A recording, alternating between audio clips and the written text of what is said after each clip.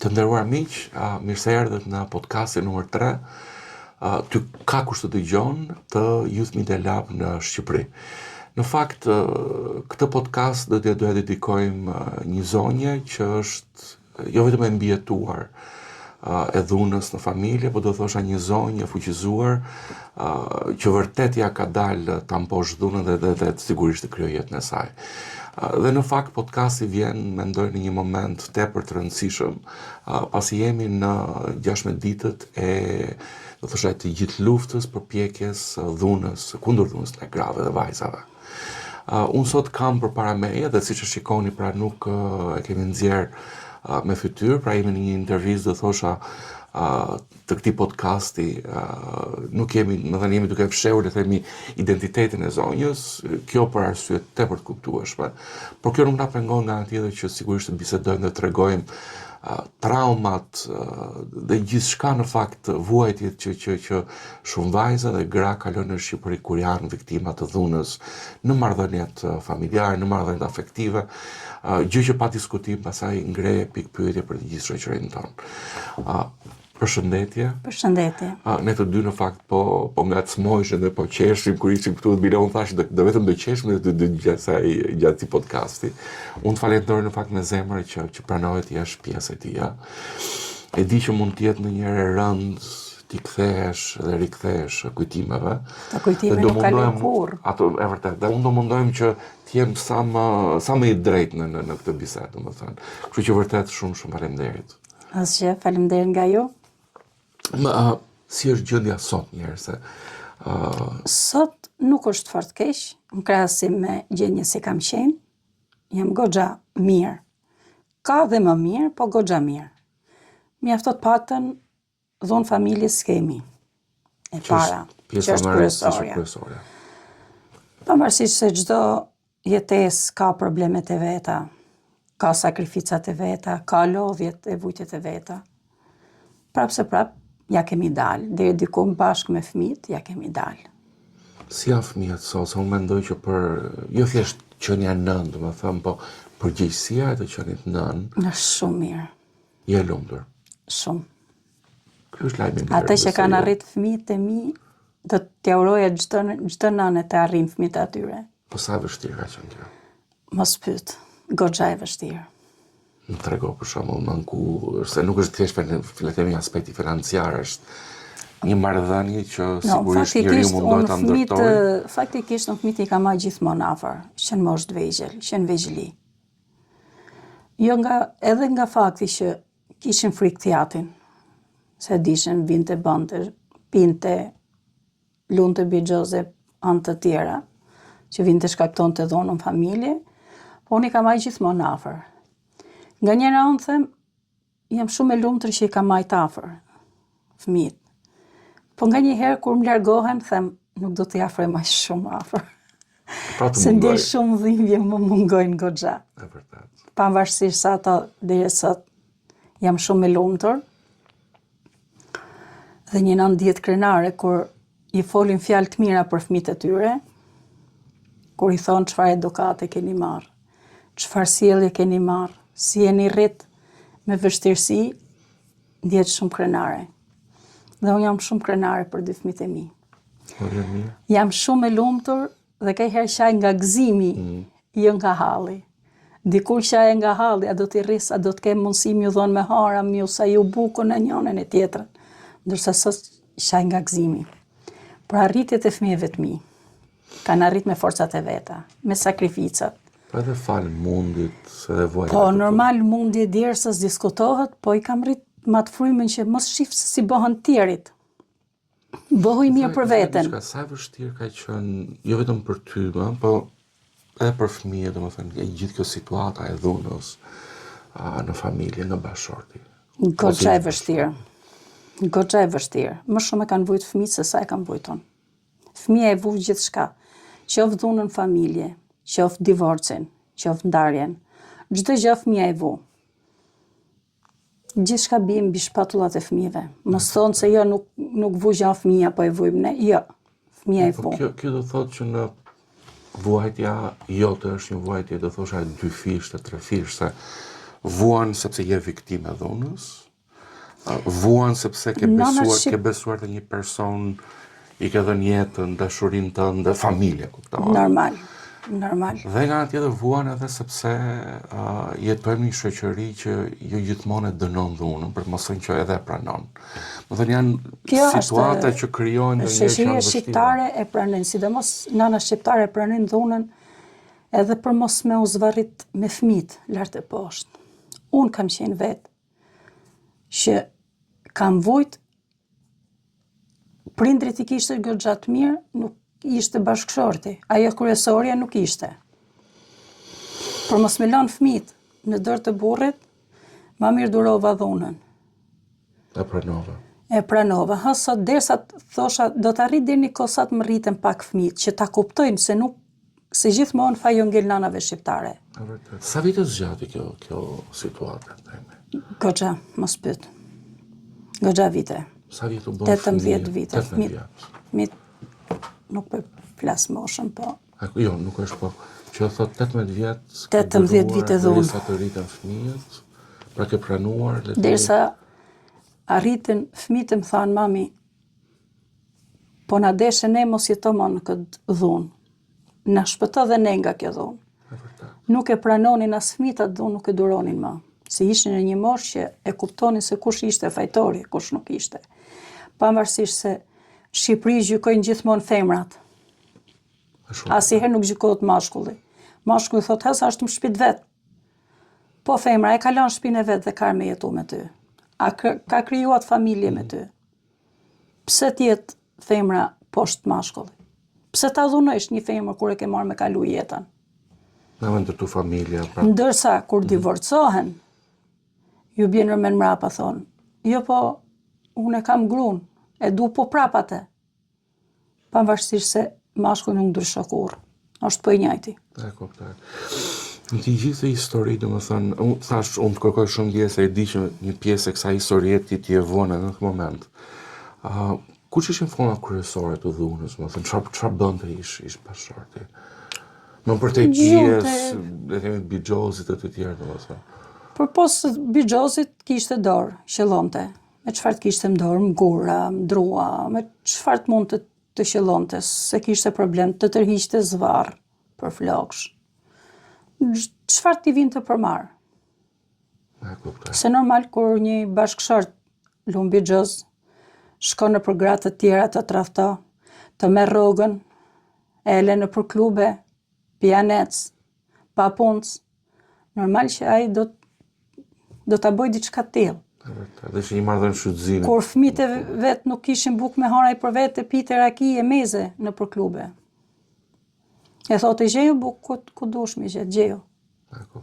Kështu që isha detyruar unë me esha bërgjë.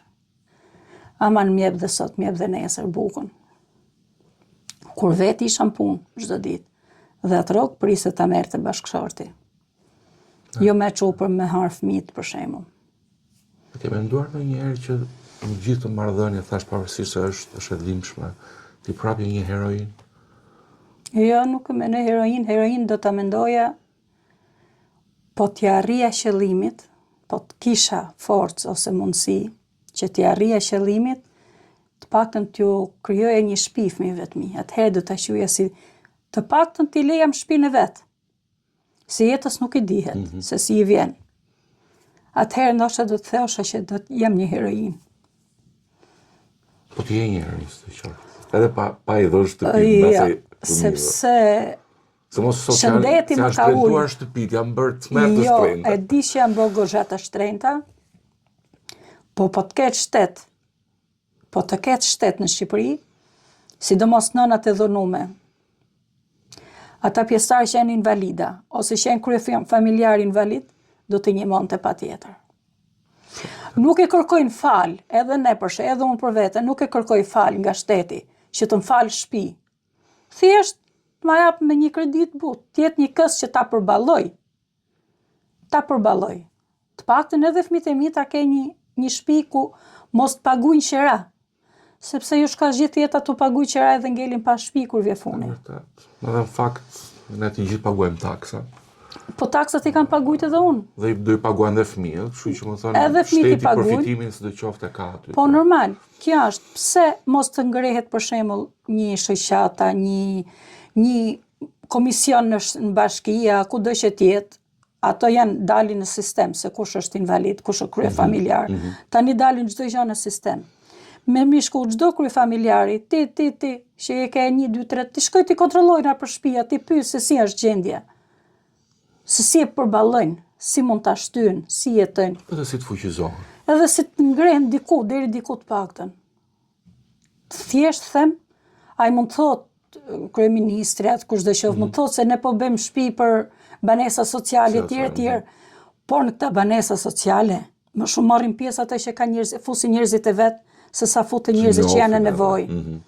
Se së të ka bo, paguj lek, të kesh mik.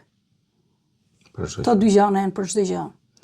Edhe në për spitale, po s'pagujt e lek, po s'pate mik, nuk marrë punë. Se unë kara mi vujt edhe spitalet, edhe në për bashki kam qenë, jam interesu. Kështu që jeta është shumë e vështirë. Është e vërtet, dhe së mos kur jeton në Tiranë njëri që mendoj që është edhe më e vështirë. Shumë më e vështirë. Sa vite ka tashmë që ti jeton, le themi, nuk do të them e lirë, se unë besoj ti ke qenë grua e lirë që në fillim ditës tënde, po larg dhunës. 5 vite. E kuptoj.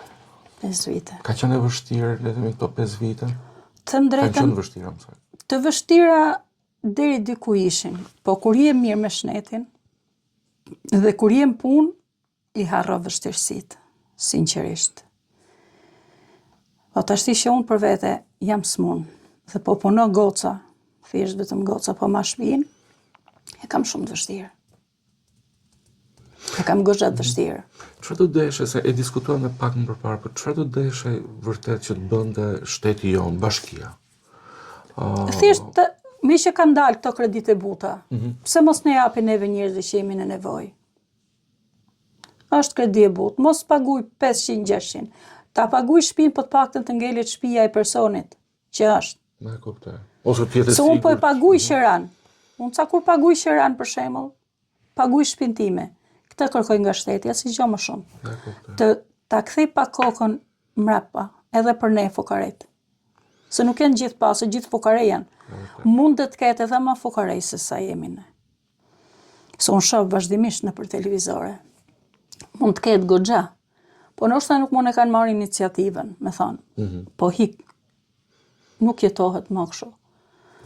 Unë e pata fatin e mora atë iniciativë, për hatër të fëmijëve, ama pata dhe fëmijë të krah, deri më sot, flas.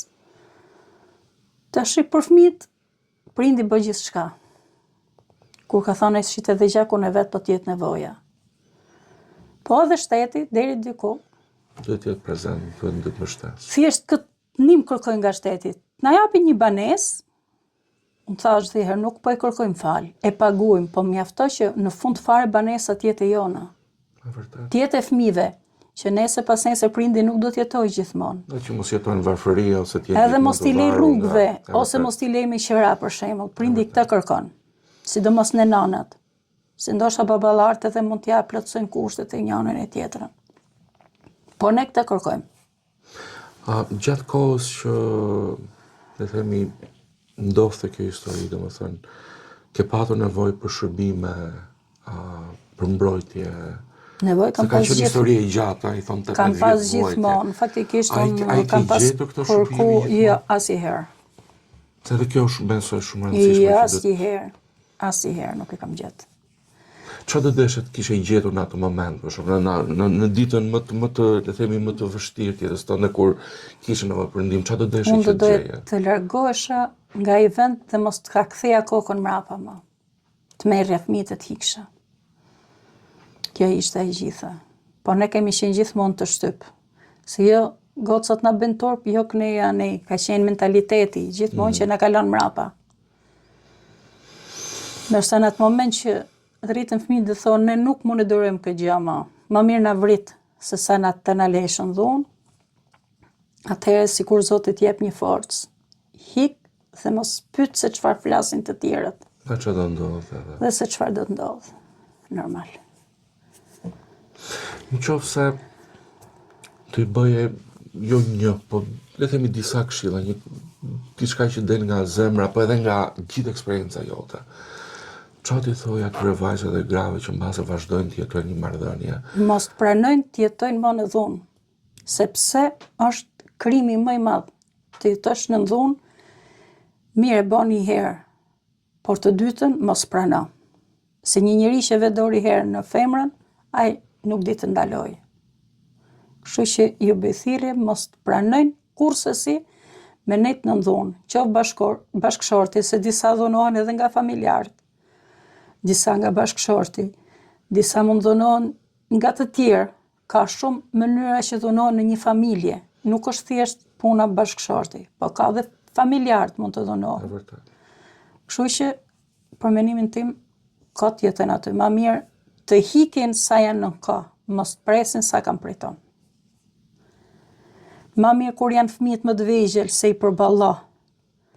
E sistema më mirë se sa kur fëmijët të rriten dhe të shohin çdo lloj dhune, çdo lloj shqetësimi në familje ose në nënën e vet. Unë të falenderoj. Faleminderit juve.